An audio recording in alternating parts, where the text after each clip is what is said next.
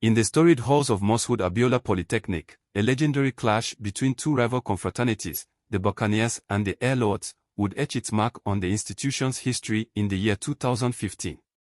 This infamous confrontation unfolded during the tenure of Eiye, a charismatic and fearless leader who helmed the Buccaneers with unyielding passion. As the big eye of the Buccaneers confraternity within the Polytechnic, Eiye's influence was unparalleled, and his name commanded respect throughout the campus. Eiye's leadership was distinguished by his extraordinary gift for communication, which empowered even the most timid members of the Buccaneers to tap into a deep well of courage and motivation. His words had the profound effect of galvanizing his followers, transforming them into an unstoppable force that feared no adversary. Under Eiye's guidance, the Buccaneers had become a formidable presence within the Polytechnic, and their reputation was well known to all. However, the fragile peace that existed between the Buccaneers and the Air Lords was shattered when a Buccaneer member, known as Eiye, became embroiled in a heated altercation with several members of the Air Lords. The confrontation was intense, with the Air Lords issuing dire threats to Eiye, who initially believed that the situation would resolve itself without escalating further. But, as the days passed, Eiye began to realize that the altercation had awakened a far more sinister threat, one that would put his very life in peril. In a shocking turn of events, the Air Lord members who had threatened Eiye stormed his residence, taking him captive in a brazen display of force. As the Buccaneers would later learn, Eiye's abduction was merely the precursor to a far more heinous act. The Air Lords, driven by a ruthless desire for dominance, brutally murdered Eiye, abandoning his lifeless body along the roadside.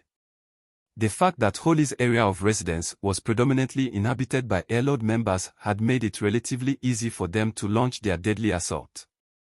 As news of Eiye's tragic fate spread like wildfire throughout the Polytechnic, the Buccaneers were thrown into a state of outrage and grief.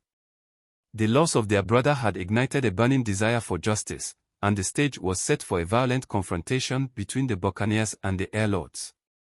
With Eiye at the helm, the Buccaneers were poised to unleash their wrath upon their adversaries, setting the stage for a clash that would be etched in the annals of the Polytechnic's history as one of the most terrifying confraternity battles of all time.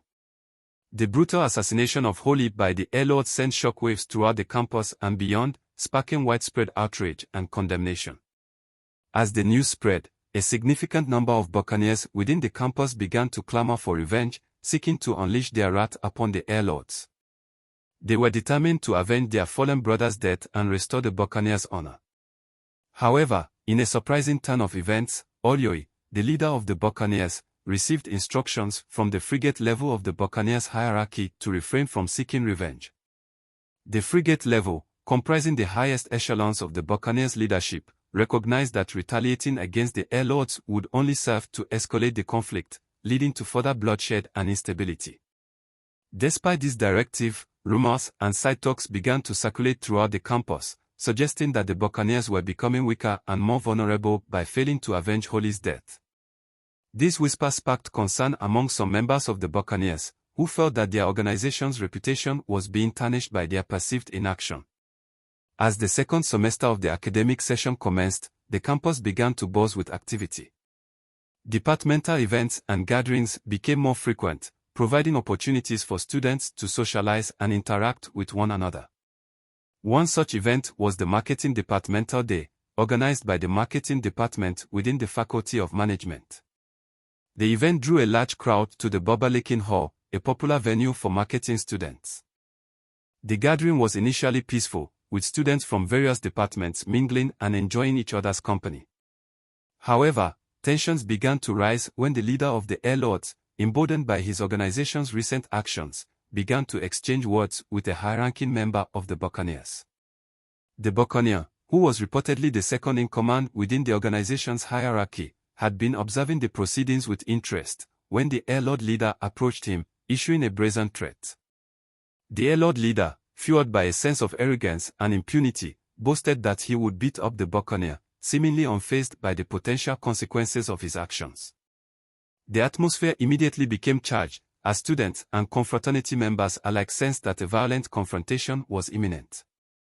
The stage was set for a clash that would have far-reaching repercussions, one that would test the resolve of the Buccaneers and the authority of the institution.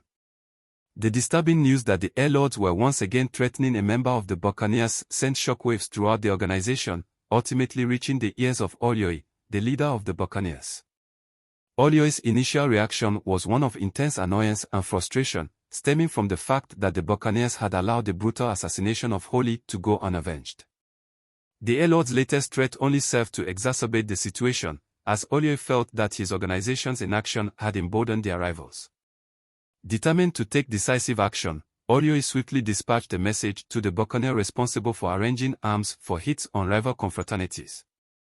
Within the Buccaneers hierarchy, this individual held the position of KMS, or the third in command. The KMS was tasked with overseeing the procurement of weapons that would be utilized in conflicts with opposing groups, earning them the additional title of leader of war. In response to Eiye's directive, the Buccaneers regrouped and returned to the venue, this time armed and prepared for a confrontation.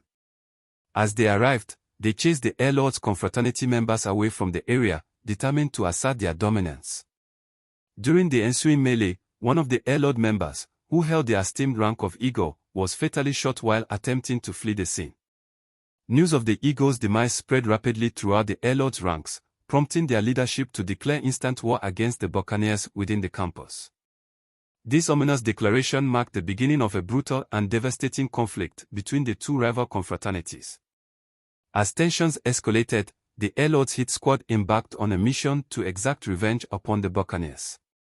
In a shocking turn of events, they successfully targeted a Buccaneer member named Promise, killing him instantly. The Buccaneers, however, refused to back down, and their own hit squad launched a counterattack against the Air Lords. This retaliatory strike resulted in the deaths of two Air Lord confraternity members, further fueling the cycle of violence and retaliation that had consumed the campus. As the second semester drew to a close, the academic atmosphere on campus began to shift, with students focusing intently on their impending examinations. Amidst this backdrop of academic rigor, the tensions between the rival confraternities, the Buccaneers and the Air Lords, appeared to dissipate, albeit temporarily. Although no official peace talks had been conducted, a sense of uneasy calm pervaded the campus, as students and faculty members alike breathed a collective sigh of relief.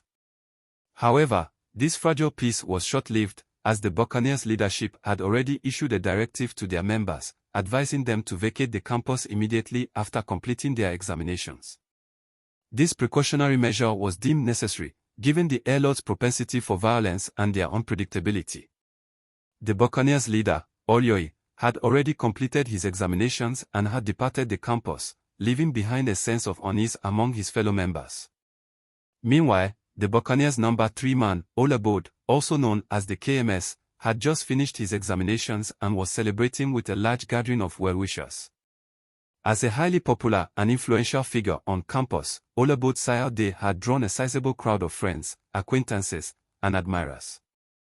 However, in a tragic turn of events, Olabode's celebratory gathering was brutally disrupted by the Air Lords hit squad. Under the guise of celebrating Olabode's academic milestone, the Air Lords had been secretly gathering intelligence on his whereabouts, waiting for the perfect moment to strike.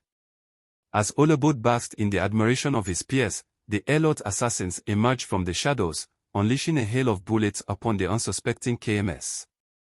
Olabode's life was extinguished instantly, sending shockwaves of horror and chaos throughout the campus.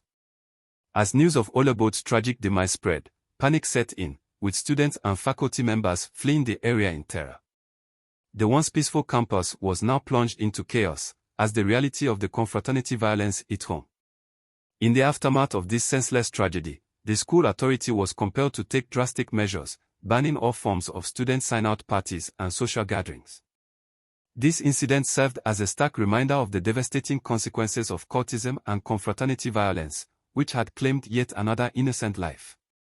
As the campus mourned the loss of Olabode, the Buccaneers' number 3 man, the urgent need for collective action against cultism became increasingly apparent.